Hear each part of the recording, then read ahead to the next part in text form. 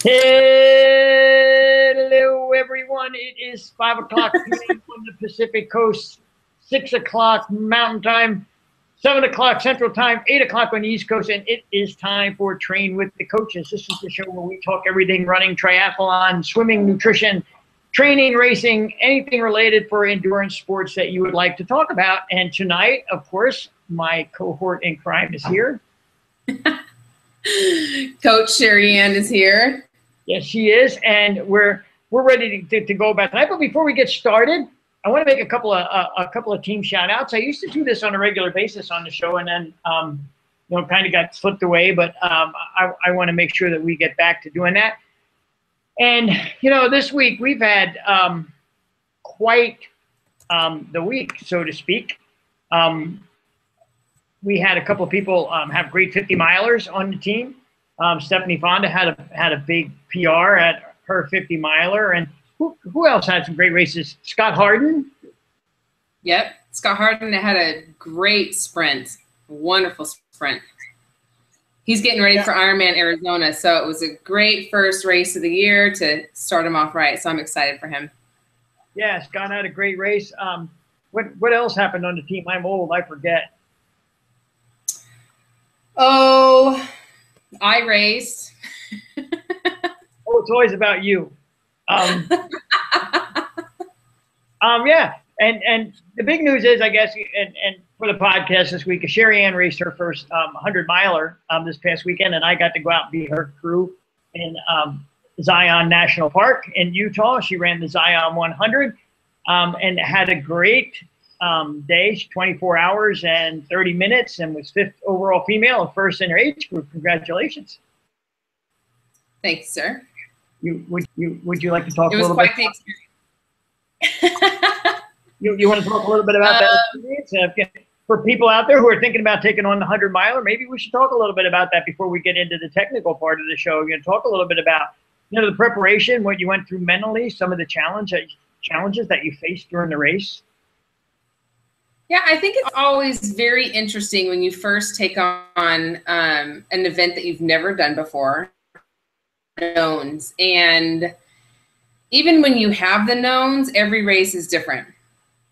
But there was a lot of unknowns going into this one because I'd never done 100 miles. I'd done several 50s, and I knew that I could do well at 50s, and so I assumed I would do well at 100. But running at night and taxing your body for that long at that level is, it was a lot. Like, it was a lot physically, but a lot mentally. And I had broken the race down mentally in my head, and I knew there was this one section I was going to have to run at night, and it was 8 miles long. And I even said to you going into it, I was like, okay, this is it. Like, this is my 8 miles. And it was tough. It was tough, but I knew once I got past that 8 miles that it was just cruising to the finish. All I had left was pretty much a marathon to the finish. But it was an eye-opening experience. The roller coaster of emotions that you go through is interesting. Like, I'm still processing that. I'm in the middle of writing my race report because it was eye-opening, but I really, really enjoyed it. And it was funny because you asked me, you're like, okay, are we, did you get it out of your system? Are you done? And I don't think so. Like, I want to do another 100. But I'll pick my 100 different. I think my question was, are you through with this foolishness now? Yeah. Oh, I wasn't going to say that, but that's exactly what you said. And you asked me that, I think 2 hours after I'd finished, and I was still like, I couldn't even comprehend what I'd just done. But it was wonderful. It really was in so many different ways, but it was definitely the toughest thing physically I've ever done. And I get a lot of questions. The most common question I get is, how does 100 compare to an Ironman? And there's all different levels of hundreds. There's hundreds with a lot of elevation. You've got to take into account the terrain and all these different things. So some people will equate easy hundreds and hard hundreds. And what kind of 100-miler it is, they're harder than an Ironman, for sure. Hands It's twice the amount of time that you're on your feet, and as far as just being active. But in an Ironman, a marathon, this is 100 miles of running on your feet, and it was tough. It was tough. Yeah, but I think one of the things, and I think we should explore this a little bit. You know, we haven't planned on doing this tonight, but I always like to kind of catch you off guard anyway. So I think that one of the things that you should talk about, and you don't, is like, you know, no matter how physically ready you are to do a 100-mile race, and I've been to a few now, and you know, I've paced, you know, Coach David Murphy a few times, and you know, and he's a guy who's been there 6 times now, I think, and so he has a little, you know, mentally he understands what's coming on. But the first timer going into this race, you really can't. There's really no way to practice for what happens to you mentally and emotionally when you're out there. And I watched you go through all the emotions because I was at all the aid stations. And, you know, so I watched you go through this array of emotions and these mental challenges more than the physical challenges. And I think you should talk a little bit about that. I knew that I could physically do 100. And the amount, I knew that I was physically ready and capable to, quickly I could do it. But mentally, yeah, there's no way to really an event of that nature, in the sense of just, you don't know when and where you're going to hit the wall, because you're going to hit the wall. Okay, hold on a second. For myself. Hold on a second. I know you're going to hate this, but we're only 8 minutes in, and we're going to go right back to the beginning. And the reason why we're doing that is because GarageBand did its GarageBand thing. But that's okay. So we can nail this real quick. And this is a good thing to start talking about. So here we go. Hello, everyone. It is 5 o'clock on the West Coast. It is 6 o'clock Mountain Time, 7 o'clock Central, 8 o'clock on the East Coast. It's time for Train with the Coaches. I'm Coach Jeff. Marianne. And tonight we're here to do our normal shtick, where we talk about anything running, triathlon, nutrition, endurance training, race relating, that you want to hear about, you want to see about. Sorry that we kind of had to start the broadcast over a little bit, but I had a short technical difficulty, so we need to get back at it. But we were talking about some team shout-outs earlier, some of the great stuff that our team did this past weekend. But the biggest accomplishment, I think, that happened this weekend was Coach Sherry Ann ran a 100-miler. She ran her first 100-miler. And she ran her first 100-miler in 24 hours and just under 30 minutes, was the 5th overall female and first in her age group, which is an amazing result. She passed the famous Pam Reed at about the 60-mile mark during the race. Pam is a Badwater winner. So that was quite the accomplishment, and Pam was actually picked to win that race. So it was a great day for you. And let's talk a little bit about it. Let's talk about the highs and lows, the challenges that you went through, especially the mental and the emotional parts that you went through. Because I think the first timer really needs to hear that. You were a first-time 100er, and you're quite the accomplished Ironman athlete. So talk a little bit about the differences of the experiences, what you went through mentally, what the big challenges were. I was there. I got to see you at every aid station, so I know the array of emotions that were going on. But I think I'd like to hear it from you, and I'm sure people would like to hear it from you.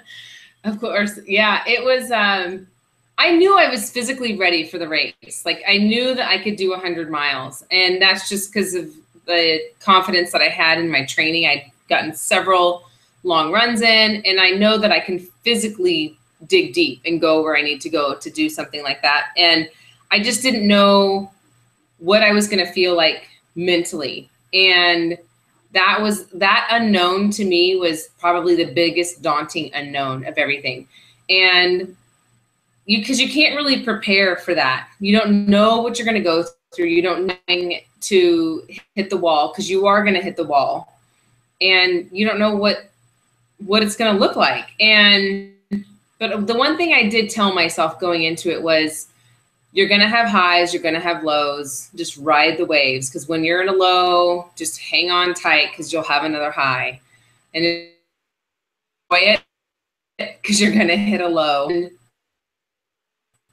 And that thought process the whole time, because there were times actually I felt like early low, and I was like, oh crap, this is kind of early. I feel like this, but that the climbs at that race were so steep, and that was 36% grade and challenge, and then the sun was beating. I mean, that was mentally. So I found other things to focus on, so that pit of like, oh, this is. You might want to check your internet connection too when you get a chance. Just saying. Is it?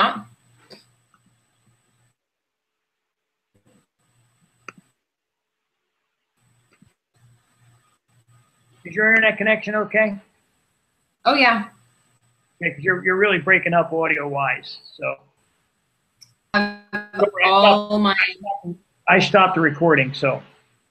Are you okay? Make sure you're close to your microphone and there's no other noise going on in the background. Yeah, I don't have any background noise. Let me check my mic though. Yeah, you're a lot better now. Okay, you ready? Yeah. Okay, pick it up from there.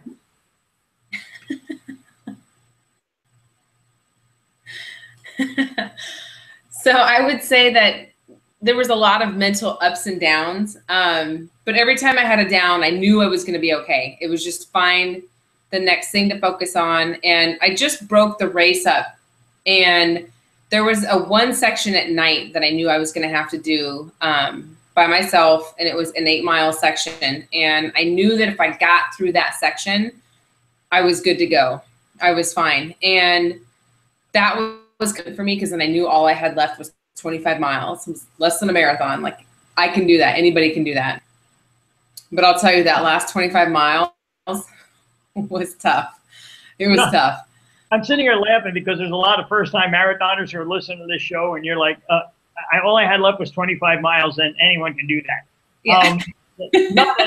Not anyone can do that. Let's get that clear, first of all. And and I know the struggles that started. And one of the things that we talk about after the race, we talk about this nutritional issue. We did a great job. I think we really did a great job nutritionally through 62 miles. I mean, everything was working. We, obviously our team sponsor, GenUcan, you were pretty much on a solid GenUcan nutrition plan up through 62 miles. But then the consistency, as I noticed in the past, started to get to you a little bit. And we needed to fish for something different. And what I found most remarkable about you in that period of time, although you were a little cranky, so, but the thing I found most remarkable about you during that period of time was your commitment to stay with nutritional sources that didn't interfere with the fat burning process. I mean, you went to peanut butter, and then later on we went to raisins. You really didn't go to a lot of stuff that wasn't going to. Obviously, we were doing some soup broth to get some extra sodium in there, but you still stayed, within the realm of what we like to see nutritionally, which I thought was pretty admirable. Tough though. Yeah, it was. I remember when the heat had got to me, and I think heat is the number one in racing, any kind of racing. And it was hot, and there was no breeze, and the heat was coming up off of the rocks, and that was tough because it impacted my body's ability to digest food. Yeah, because it got to nothing sounds good. I don't want to eat anything, but I knew I needed to. But yeah, I would try different things, and I'd put them in my mouth. I'd take a few bites, and I would spit it out. There was a couple times that happened. But then there was time I was like, okay, I can do peanut butter. I can keep that. I'll be fine with it. It was, that was a rough, but like you said, was committed to doing whatever I needed to do to get to the finish line. And I just kind of sucked it up. Like, but that's what I do. Like if it's not going good, I figure out a way to make it work. But I do remember coming in, I forget what mileage it was at. I think it was 62, where I said I need to lay down. And I came in faster than you thought I was going to come in. I came in about 20 minutes ahead of what you thought I was going to be. But as soon as I knew there was a cot at this aid station, because I'd come through it before, and I was like, I have got to lay down on that cot and just, let my stomach just settle for a minute. And that was the 8-mile section. After that was the section that I was like, okay, this is it. Like that. So that whole turning point of coming into that aid station, laying down and regrouping myself, and getting up and heading out for that 8 miles in the dark by myself, descending that 34% grade hill, which was somewhat treacherous. Like that was the turning point for me mentally, like just get through that part. And I was fine. But I didn't know that going into it. It was kind of like one of those things where I was somewhat prepared for it, looking at the race course and knowing myself. But when it finally showed up, I was like, okay, like this is it. So I think that's a big thing, is like mentally kind of teeing yourself up for what possibly could happen. And because I'm good at that, like I'll look at different race scenarios and visualize them so that I prepare myself for whatever will come, so that when it does show up, I'm like, oh, okay, like I've seen this, like I know what to do. I think that was a big part.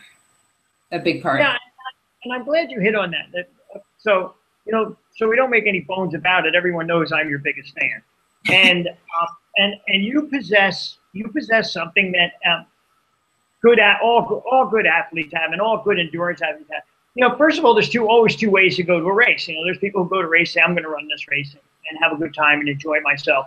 And that's probably about 90% of the mentality at a 100-miler. Because let's face it, it's a 100-miler. Not many people go there to race. Right. But you're the kind of athlete who goes somewhere, you go there to race. And, that's a special kind, that takes a special kind of mentality, especially at a 100-miler, because like, as you said, you went through scenarios before you got there, which is very, very smart. A lot of people don't think, okay, well, this could happen, that could happen, this can happen. What am I going to do if this happens? That's all part of the planning process. For us, that's all part of the coaching process. Let's talk about what can happen. We have a big climb here. What can happen on that big climb? What's going to happen afterwards? What's going to happen when it gets dark? What's going to happen if I get nauseous? What's going to happen when the hamstrings or the quads tighten up? All these things are things that if you're going to a race, or you're going to a 100-miler to really put in a good 100-miler or a good Ironman, if that's the case, you really have to think it through. You really have to get yourself mentally in tune to what you're going to do, so there's no surprises. Right. Because the bottom line is, I don't care who you are, how many times you've done 100. I don't care if you're Ian Sharman. I don't care if you're Sherry Ann Nelson. And 100 miles, a lot of stuff is going to happen. And you have to be ready to handle a lot of stuff. And you as an athlete are very, very good at that, because you're very cerebral in your approach to racing. You're not, you don't get emotional about racing. You think it through. You walk the steps through in your head, and you say, this is what I need to do. And that's executing a race plan. And so many people don't do that. So many people go say, okay, well, I'm going to the race and this is what I'm going to do, but they don't think through all the steps and they don't execute a race plan. And that's part of what we do, with our clients. I've just spent 2 days doing Boston Marathon race plans. And, I know you just spent the day doing a 70.3 race plan with someone. But you do it very, very well. And I was, there were times when it got, where it got testy. Let's use that word. But you were good about it, because you never got angry, you never got out of sorts. You never once said, I'm not going to do this. Right. Oh yeah, that's not me. Yeah. No, and I even played in my head, like, what if I get lost? Or what if I take a wrong turn and I end up adding mileage onto my race? Like, I even mentally prepared myself for that, because it was a very confusing course.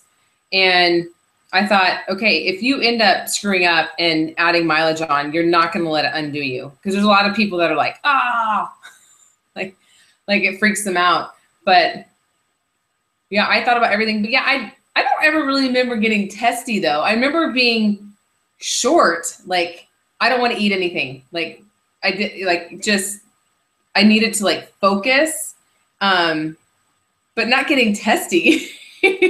Come on. You got a little testy. It's I know you don't remember it, but you did.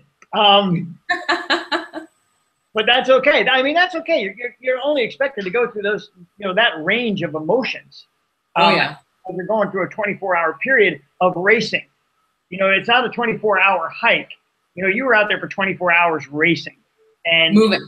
And yeah. And it's the other thing you did in that, and you spent very little time in rest areas. Toward the end when we were getting a little bit tired, probably in a few more minutes than we would have liked. Mm-hmm. But in the beginning, when you were running well, those first 64 miles, 68 miles actually, you spent very little time in rest areas. You came in, we got a game plan together, a time plan for the next 8 or 10 miles, and out you went and did it. And, mm-hmm. Again, that's a tribute to your planning and your mental strength and your willingness to get something done. I was very, very proud of you. I think you did an amazing job. I think everyone that we know is very, very proud of you. It was a great accomplishment. I'm here to tell you folks, Sherry Hamilton, of course, was tough because she ran 100 miles.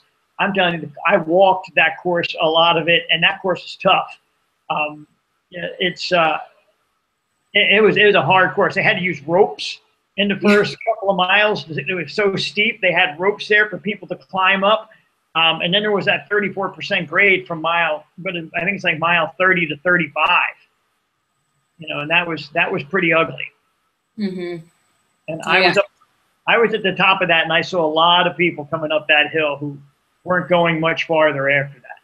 No, yeah. That hill broke a lot of people. Yeah. It broke a lot of people.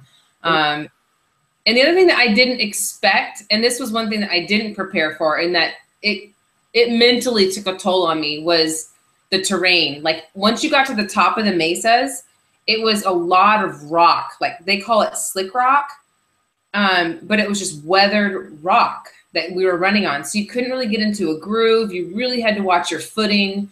I mean, it was just, that was mentally draining because it was just no way to kind of get into any kind of a groove. That I was not prepared for. And that definitely took a toll. I didn't plan that one out. Well, again, congratulations. And thanks. I'd like to apologize for ambushing you with this on the show, but I thought better for you to speak off the cuff than come prepared. I'm really, really proud of you. You did a great job. It was great to watch. And you ran the last 8 miles in an hour and just a little under an hour and 40 minutes, and probably passed 2 more women on your way in. I think that I know of. Yeah. Because I was talking to David Murphy on the phone, and I was planning on you being in at a certain time. And I said, yeah, I'll call you back in about a half hour when she comes through. And all of a sudden you went by the car. Whew. I went, oh, David, I got to go. She's coming down the finishing chute. And I remember you saying to me, I just wanted to get it over. I just wanted to finish. I did. Because when I came into the aid station before that last 8-mile section, I think I might have sat down, and if I did, I was in the seat for maybe a minute. And then it was like, all right, let's just go. I want to get this over with. I want to finish. I want to be done. Because I could feel it, a massive blister under my big right toe. And I did not dare mess the chemistry of my foot and sock. Like I didn't want to take it off and take a look at it because it was there. There was no fixing it in the last 8 miles. And so my feet hurt. Like I hurt. Like I was like, I just want to be done. So let's run. Yeah. But a big shout out to our sponsors, Garmin, obviously, who provides our watches for us, and yours to track the race. Ultimate Direction, you wear an Ultimate Direction pack. Big thanks to them. Jen, the nutritional plan was pretty solid. There's some things that I think we have to look at as far as all of our 100-milers go, with some of the Jen issues, but overall performed very, very well. And of course, you run in Ultra Lone Peaks. So big shout out to the guys at Ultra, who have been a team sponsor for us for 3 years now. So we always love when we're able to perform well in their product. So great job to you. So I guess now we should probably get on to talking about what we came here to talk about tonight. Yeah. Yes. Yeah. Let's provide some good information. Yeah, we'll give out some information now that people might want to hear. You might not want to hear, but that's okay. It's if you don't want to hear it, you can turn the show off. So aerobic base and aerobic threshold. It's a big question in training that comes up more and more and more and more. And I don't think a lot of people understand the differences between the two. And I don't think a lot of people who not only understand the differences, don't understand the differences between the two. They don't know how or when to train at the two levels. And so I think tonight we wanted to talk a little bit about that, explain the differences between aerobic base and aerobic threshold, when to put one in your training program, and when to put the other in your training program. It's in a lot of ways, the initial base part of the year is the most important part of the athlete's season, because that's the time of the year when most of the great aerobic gains are made. It's like no other time in the season is an athlete hopefully willing to donate such big chunks of training time to develop their aerobic base. Their muscular system, the nervous system, all those things happen in the base phase of training. And in the base phase of training, that is where we are 90% of the time developing aerobic base, right? Yep. And aerobic base, are those runs, and to use an effort, they're very easy effort run, a zone 2 run for those of you who are out there with heart rate monitors. And this is where we're developing, and you hear me use this term all the time, we're talking about developing mitochondria, we're talking about developing capillaries, we're talking about strengthening the musculoskeletal system, turning our bodies into fat burning instead of carb burning machines. All this begins in the aerobic base process of the training cycle. And it doesn't matter if you're training on a bike, if you're running, if you're swimming, running especially, this is when it all starts. This is when you're really, really conditioning the body. And this is the time that you're running primarily at your aerobic base. Anything to add? No, you're hitting it just fine. Oh, geez, thanks. Going to be one of those nights. So, those over the years, my approach during the building aerobic fitness for athletes, has been, zone 2 runs, and lots of zone 2 runs where I will intersperse the periodic fartlek run or the periodic negative split run, mostly to break boredom and, maybe just to tune up the coordination a little bit, get the form working a little bit. That's been a large part of my focus for athletes, and my coach's focus for athletes in the initial stages of training. More recently, because I like to consider myself, a student of coaching as much as a coach. I never stopped looking to what makes athletes better. And over the last probably 2 years, I've changed my approach a little bit. That after I get athletes conditioned to a certain level in the base program, I start giving them aerobic threshold work. And so, what is aerobic threshold? Do you want to explain aerobic threshold, Sherry Ann? I will explain it. Okay, go ahead. Threshold, and then you can interrupt me if I say anything off. Because I'm still, there's a lot I always like to learn too. So, but how I understand aerobic threshold to be is it's above base, obviously, but it's about 70 to 75% of your heart rate max. So you're not in level 2, you're a little higher, but it is to really kind of start pushing what I call your ceiling a little bit, but you've got to have that strong base first before you can start raising your ceiling and your threshold. Yeah. It's right below your anaerobic threshold. That's right. And that's exactly right. And that's a great way to put it. It's about 70 to 75% of your max of your max heart rate. And so it's that zone 3 area that for years we've been telling people not to train it. And what we have found out through a lot of research and a lot of testing is that, you know what, you have to get in and train into that area in order to develop that area, just like you develop your aerobic base. So training at that aerobic threshold, or now moving into what we used to be known as the no man's land of training, we're finding out, you know, through experience, through training, through athletic testing, that it's the place to go after you've developed that base. I like to take people there on an easier level. Instead of immediately throwing the aerobic threshold workouts at people as they come out of their base, I like to take those longer runs and make them base runs with aerobic threshold surges in them. Because I think as you do the surges throughout the run, you begin to work in your aerobic threshold on tired legs. Look, the optimal way to train, I'm going to get a little technical here, okay? The optimal way to train any physiological system is to create and frequently repeat a stress, you know, precisely that targets that system. So if you're not targeting and stressing the aerobic threshold over and over and over again, it doesn't get stronger. And so, and that aerobic threshold, 9 times out of 10, is your marathon and half marathon pace.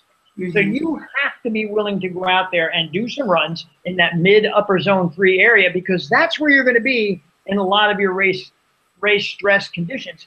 And if your body hasn't seen those stresses before, if it hasn't adapted to those stresses and got stronger by the frequent repetition of those stresses, you'll find that you'll break down later on in your races. So again, what we like to incorporate are surges. And then later on in people's workouts, as they get stronger, we like to incorporate progression runs where you're staying in for 60% of the run. You're in that zone 3 area and then pushing the anaerobic, the low end of the anaerobic threshold as well. Because again, we're stressing that area. But again, you always have to come back to recovery and rest in between those workouts. Right. Well, and continuing to come back, and when you're doing recovery workouts, that's going back to your base level workouts to continue to make that stronger. But yeah, those threshold workouts are designed, like I was saying, to raise your limit, to raise your roof so that you can continue to learn how to work harder. But you've got to have that strong base first before you put in those threshold workouts. Otherwise, you run the risk of, you know, injuring yourself if you go too hard too soon. And then along those same lines, you can't go hard for extended periods of time. You have to have that recovery. It's important. Right. Yeah, and one of the things another thing about training at aerobic threshold is, you know, all of the key aerobic systems are stressed. You're stressing all the key areas of the aerobic system when you're running at aerobic threshold. And the stress can be maintained. Your aerobic threshold stress can be maintained for long periods of time. You know, people can run at aerobic threshold, you know, basically their marathon. You know, that's because pretty much what you're going to be running at your marathon. So if you can maintain that stress for relatively long periods of times, that's what you're going to be doing in an endurance race anyway. So one of the ways, you know, we do it, and one of the things that, you know, we've been adding into our system, you know, our aerobic based threshold runs, or our aerobic threshold runs, and they're runs that start you out a little bit easy. And if it's a 3-hour run, if you're getting near that cycle where you're running 3 hours, you know, you can take someone and you can warm them up for 20. What I like to do is, you know, let's take that 3-hour run and let's do the first hour like this. We're gonna run zone 2. We're gonna do zone 3 surges every 20 minutes for the first hour, and then for the second hour or hour and a half, we're gonna run at your aerobic threshold, and that means you're gonna be running at anywhere from 5 to 10 seconds faster than your marathon pace for an hour and a half. And that should have you pretty close to the end of that aerobic threshold before you get anaerobic. And that's really going to stress that system and really strengthen that system. And then after that hour and a half, I like to have them perform that next half hour of 5 minutes zone 2, 5 minutes aerobic threshold, 5 minutes zone 2, 5 minutes aerobic threshold, until they finish out the run and cool down with a little bit of a jog. And I'm finding that kind of stress is going to add more race specificity stress, you know, to the half marathoner, marathoner, and Ironman. Oh yeah, and I mean, and the thing is that you have to watch what you're doing when you're doing it too, because you can't, like I was saying before, you can't do it all the time. And there's so many people that think, they fall into the mistake of thinking, oh, go hard all the time because it's going to make me stronger. And that is one of the biggest mistakes that you can make, is you can't go hard all the time. Yeah. And I like how in our system, how we build people into that. We don't just throw them into it. Yeah, you know, it's funny because, you know, we talk about base training all the time, and base training and building and what needs to be done and how to do it and why to do it. And the one thing that you can never ever do is cut short that period of your training. If you need to cut short any other period of your training, you need to cut short the harder stuff. Because you're not going to get the benefit, the long-term benefit from the harder stuff that you're going to get from the base and the build stuff. And, you know, I like to separate things in our pyramid, and you know, we use a training pyramid, you know, just like anyone out there does. And ours is probably more Lydiard focused than most, but and that's just because I'm a Lydiard guy, but when I look at it, I like to say, okay, base phase, build phase, you know, medium strength phase, hard phase, speed phase, as people are going through.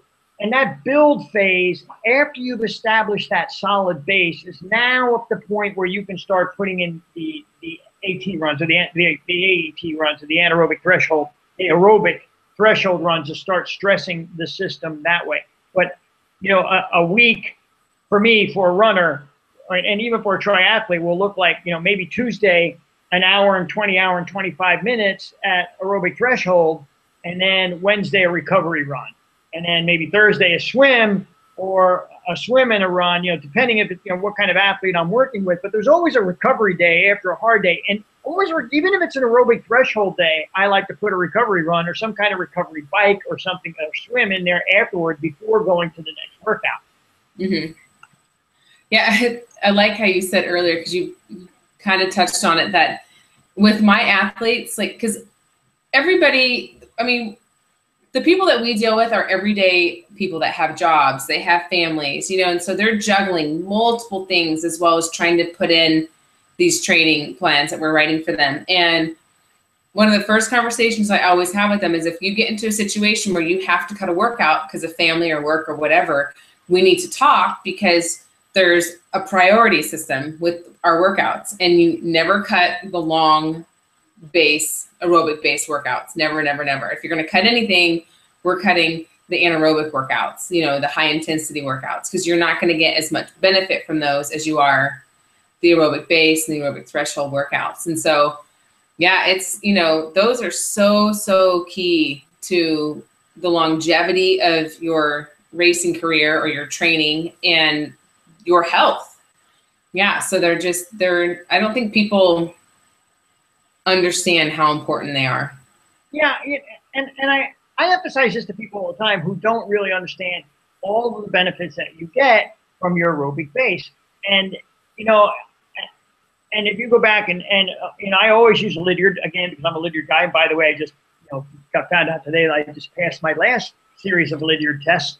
And so, you know, I always go back to use Arthur's examples of his athletes. When he took his athletes to the Olympics, his 800-meter guys and his 1,500-meter guys were training pretty much the same ways as marathoners were. Mm-hmm. And which means they had huge bases, and their specificity was a little different toward the end of their training after they went through base and build. But they were running 100-mile weeks in the beginning, just like the marathoners will. You know, that was Arthur's magic number, 100 miles. Everyone ran 100 miles. It didn't matter if you were 800 meters, 1,500 meters, 5,000, 10,000, or marathon. You ran 100 miles a week in the beginning as you were building your base. And then he switched up the specificity a little bit depending on what distance you ran. But all of his athletes had these humongous aerobic bases, and it's your aerobic base that finishes races. Mm-hmm. You know, it's not the 6 by 7 minute intervals. It's not the 200 repeats or the 400 repeats. It's your aerobic base. When you're coming at mile 135 of your Ironman and you're running along, let me tell you something, all the speed work in the world isn't getting you home. It's your base that's getting you home. You know, when you're mile 22 of that marathon, it's your base that's getting you home. And if you cheated that base at any point in your training and you didn't have a solid base with a solid aerobic threshold, a build period in there as well, that's where most people lose it at the end of a race. And that's where most DNF comes from, because they ignored their base. They bought into some newfound theory that I don't need to have a big base, and that in January I can start running intervals for my November race. So it's, and I'm here to tell you, if you folks bought that book that's written by a guy named Hansen, throw it away. And you can have him tell me, because I will sit here and chat with him and tell him medically, physiologically, everything he needs to know about why establishing a VO2 max in the first 6 weeks of your training does not work. So, to each their own, though, right? Yeah, I make a lot of friends. But anyway, you don't have an opinion at all. Yeah, you know, no, I don't. I don't have an opinion. I just have fact. It's a difference. Look, physiologically, these are things that we know. I mean, you can't. And I hear this a lot. Oh, well, we're all different. Yeah, we're all different. We all respond to stresses differently. We all respond to different kinds of workouts differently. But you know what? Our muscles, our organs, all that stuff on the inside, it's not different. It's all the same. And you have to treat it the same, because it pretty much, your cardiovascular system in every human being pretty much develops the same way. It doesn't develop at the same rate, doesn't produce the same results, but it pretty much develops the same way. Yes, there are freak of natures out there, okay? And if you're one of them, listen to the show, God bless you, I think you're great. But the average person, his cardiovascular system develops in a slow, through a slow process of stressing the system over and over again, developing more mitochondria, developing more capillaries in the cardiovascular system, developing a slower heart that's pumping blood and oxygen with less work throughout a workout. These are facts. These are medical facts, and you can't change that. Right. Right. So here's a question for you then. So so we know, we have an idea of how long we should have somebody in an aerobic base to really build them before we even start introducing threshold, right? It's usually about, if it's a new athlete, like 8 weeks probably, right? Would you say? If I'm working with a new athlete who is maybe a first-time marathoner or a first-time half marathoner, I'm probably going to take them 10 or 12 weeks through base building. Now, in that 10 or 12 weeks, towards the end of that 10 or 12 weeks, I'll start giving them some aerobic threshold work. You know, I'll also intersperse some medium effort fartleks. Again, the fartlek itself is executed at a zone 3, you know, that mid-zone 3 effort, rather than an anaerobic effort that they may get later on down the road. A negative split run where, you know, they'll go out and back, and they'll try to come back just a little bit faster, but again, still not getting anaerobic. You know, I'll develop them that way for probably 10 or 12 weeks before I give them anything hard, because I would rather take, my approach to it is, I would rather take a newbie who's running a first marathon or a first half marathon and send them in with a big base. You know, I want them to finish. I want them to finish strong. I want them to finish healthily. We'll go get a magic number the next time around. But, you know, this first time, let's get you healthy. Let's get you cardiovascularly strong. Let's keep the whole muscular system functioning well. So at the end of the race, you feel good and you want to go do another one and you stay healthy. You know, we're one of the few organizations that offer a first-time finishers guarantee. You know, you come to PRS Fit and, you know, and you're a first timer, we'll get you to the starting line, and we get you to the starting line, you will finish that race. And, you know, we'll guarantee it with, you know, a free training cycle afterwards if you don't. And because that's how much I believe that the structure of a base program works.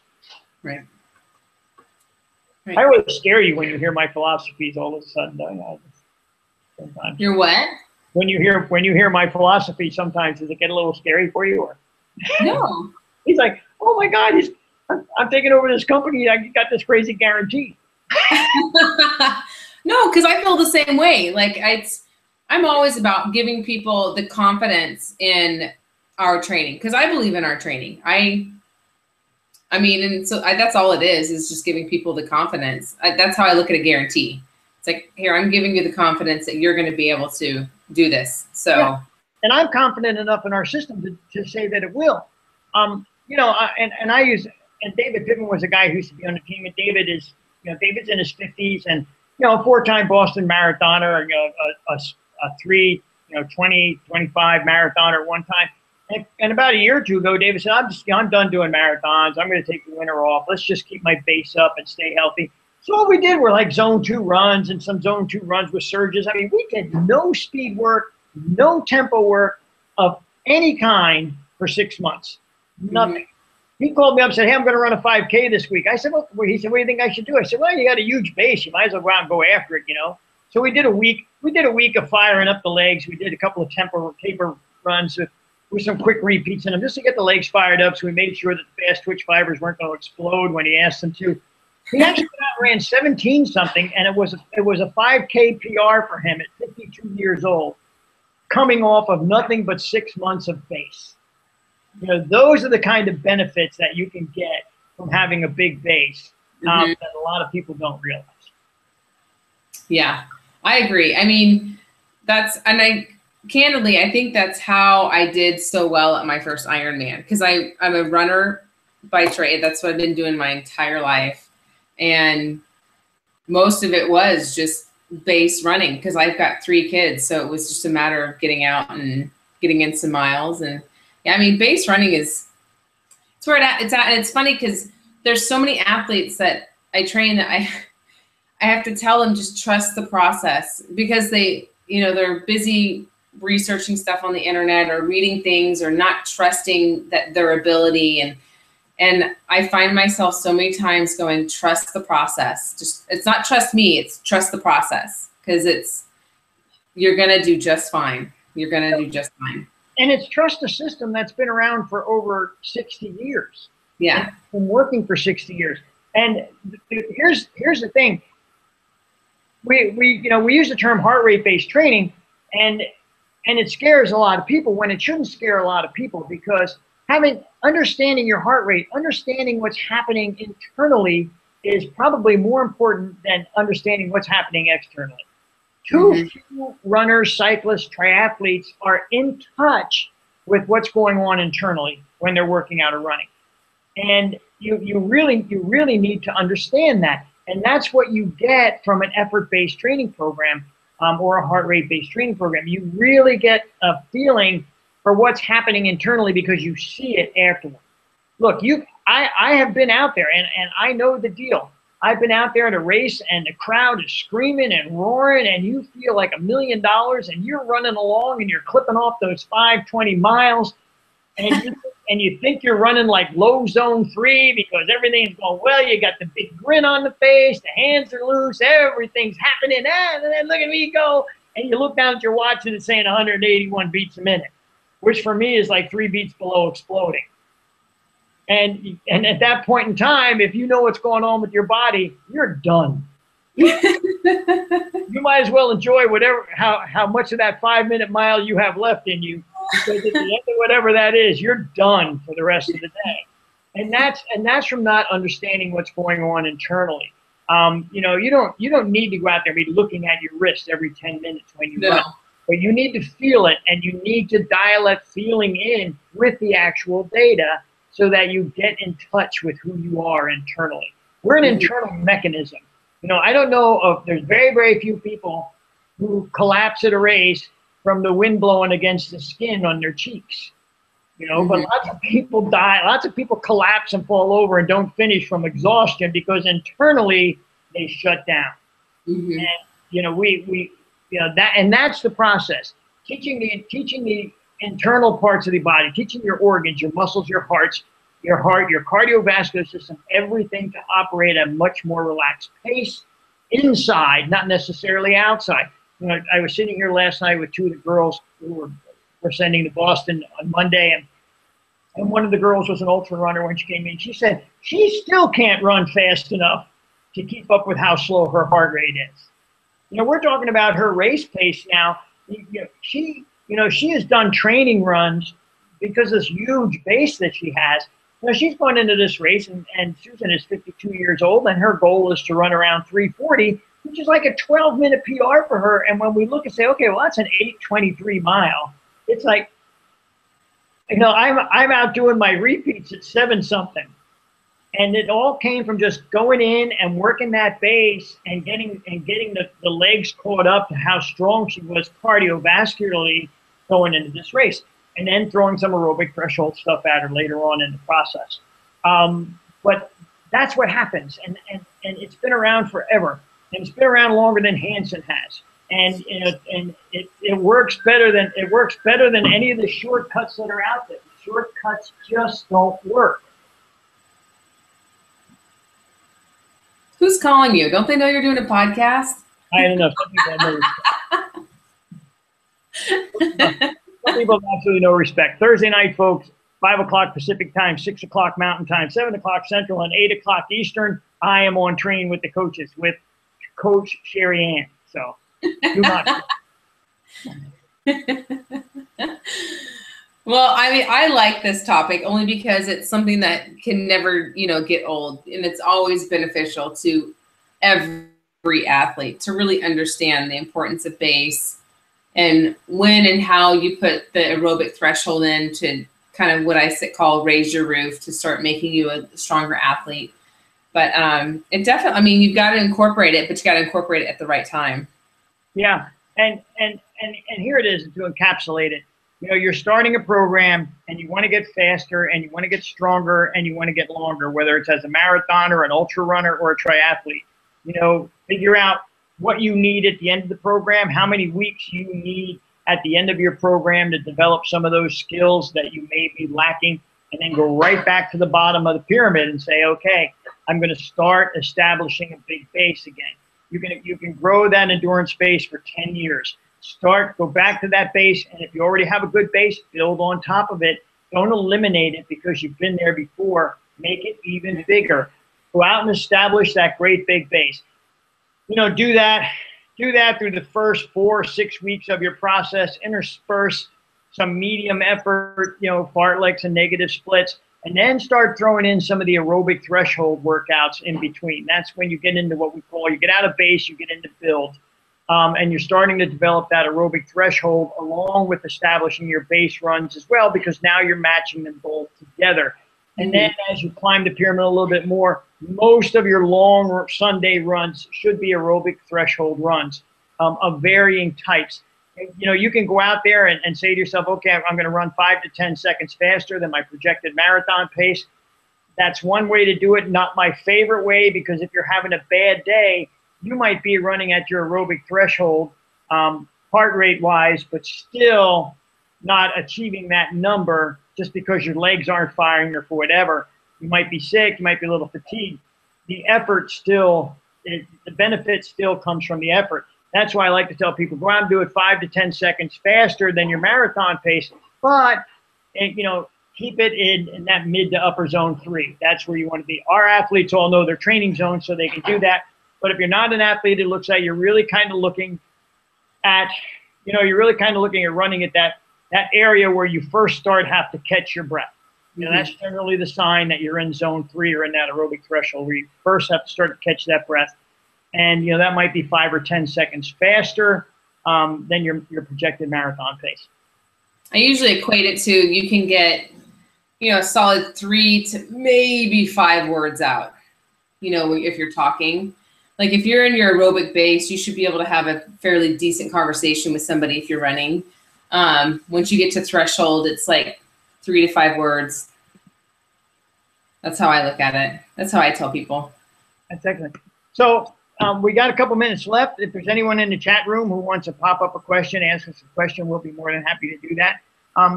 Something about this format sometimes, we don't get as many people in the chat room, or they don't know how to use the chat room. But if when you sign in, you can automatically go to the Q&A thing, sign in, and ask questions if you need to.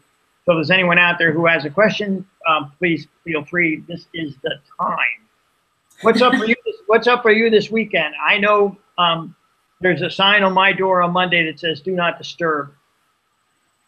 On Monday? Yeah, because I'm downstairs watching the marathon. Oh. biting my fingernails. And I'm sorry, you know, everyone says, well, as a coach, should you really put that much importance on the Boston Marathon? And I'm sorry, but as a coach, yes, I do, because I've always been a runner first. And you know, I know the enormity of the Boston Marathon. I know the emotional investment that is in it for the people who are there. It is, and as a coach, when you have people there who are literally achieving their running dream, it's a pretty nerve-wracking thing. Oh yeah. Well, I have a first-time half Ironman athlete this weekend. I have a first-time 50K ultra runner running this weekend. And as everybody knows, I have 3 kids, so we have 3 activities. We have a soccer, a baseball, and a basketball game all on Saturday. So we've got a full weekend. Yeah, don't play bocce ball with Sherry Ann's kids. They kick your butt. Learn that down in Phoenix this week. Well, as always, it's a pleasure. If you have any questions for Sherry Ann or I, you can always send an email to coach@prsfit.com. And one of us will get back to you. If you'd like to call me because you don't like me, 720-400-2131. I'm more than happy to chat with you. Lots of people out there. It's a long and distinguished line. So you can just get right in that. And anything else you want to add, kiddo? No, nothing else to add. Okay, well, be healthy. Train smart. Have fun. This is a coach. Have a great week. We will see you next Thursday. Have a good night.